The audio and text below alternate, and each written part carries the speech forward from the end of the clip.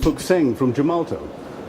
Fook, welcome to Interpol World Television. Can you tell us a little bit about the Gemalto e-journey program?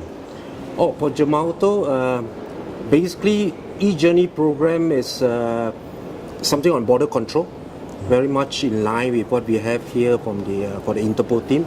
It allows a lot of government to make sure that they have a very efficient border control system that manages the security of the people moving out and coming in, and also the ability for governments to link together all this information through to international body, right, from back-end systems. So in a way, it strengthens their security on the borders. Right? So, and beyond that, I mean, we are also involved with so-called in the e-passport programs. Now, while you may not consider it totally as an e-journey, but e-passport really has been growing. Today you have over 50% of the passport in the world is getting to be e-passport. So e-passport is being used in a lot of countries right now for travel. It's more secure compared to the normal, what we call a machine-readable passport. And obviously it's been improving. So this is part and parcel of what we considered as our so-called focus for e-journey. Right? So in line with what the Interpol is basically controlling the international security.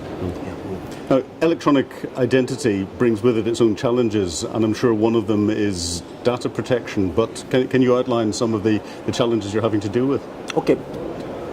Electronic identity potential probably is not so much on e-journey side, but even though that some countries does use it, you're right, some countries does use it for traveling. There's countries where you get in and out of a country using your ID card. So that is good because it's more efficient. I agree with you in terms of security, privacy and all this is a big issue. Obviously the first step towards is that you must have electronic identity that is secure. And we are in the business to make sure that such kind of issuance of electronic identity is totally on a secure mode, both from the perspective of a physical security, so that the officers, when one look at it, will know that whether there's a fake or a real ID, and also in the area where the concerns when you start using electronic chips in these IDs. Now you need to make sure the data in there are fully secure and they are not extractable by anybody. You know, somebody can fake your identity. You've probably seen some show that says imitation of identity and so forth, right? So that is important. Now beyond that, there's a new challenge that is coming in electronic identity in terms of privacy. Now issue is that as government goes into more and more these e-services, government offering e-services, question is that how much information do you review when you start using your electronic identity to get service? So for example, if you go into a store and the government have a restriction to say that beyond certain age you are not allowed to buy alcohol or tobacco, so you go and produce your information there, right, to buy something. Now obviously the store may have a system that does some check on this thing. Now how much information do you want to give that store? Your address? Probably not.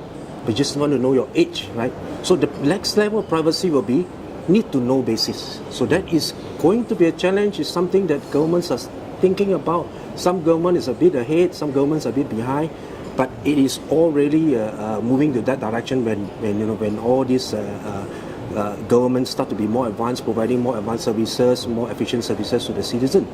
Now, the privacy thing will come in. So you want to make sure you manage that well. Right. Now, this technology is developing very, very fast indeed. If you had the ability to gaze into the future, where do you see it going? Wow, that's a big question. Right? But I think the other area that Gemalto has been in, I mean, we are in 3 key segments in the market, right? Government is one, but we're also into telecom. We have been providing a lot of SIM cards. In fact, we provide the most SIM cards in the world.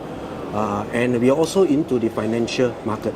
So in terms of security components alone, I mean, it really counts in terms of chips that we supply. Every year we do over 2 billion issuance of chips to the market, right?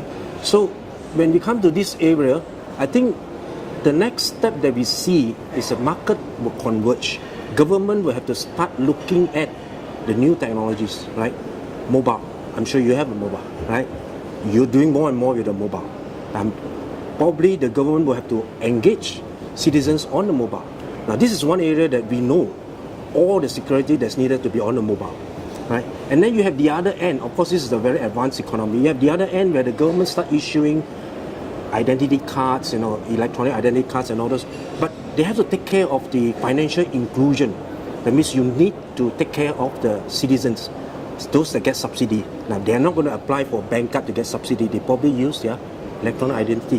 Now, how do you do that? Now, again, Gemalto is into the financial sector. So we have a lot of expertise to help the government secure this area. So we put all this together. My view is that the challenges will come from this convergence. And I think for Gemalto perspective, by default, not by design, we have been in this market in the area where this three key sector will converge. Right? I'm sure you heard of NFC a lot. Today, I think we are one of the leaders in NFC as well, providing trusted service management, TSM, globally. We are the market leader in that area. Now, that brings two parties together, the banks and the telecom operators. Bringing the government together will be a very interesting equation for us. So this is probably what we can contribute and where we see the challenges will be in the coming future, 5 years, 10 years time. Fantastic. Well, thank you very much indeed for giving Thank up you your very time to much. come and talk to Interpol World Television. Yes, appreciate it. Thank you very much.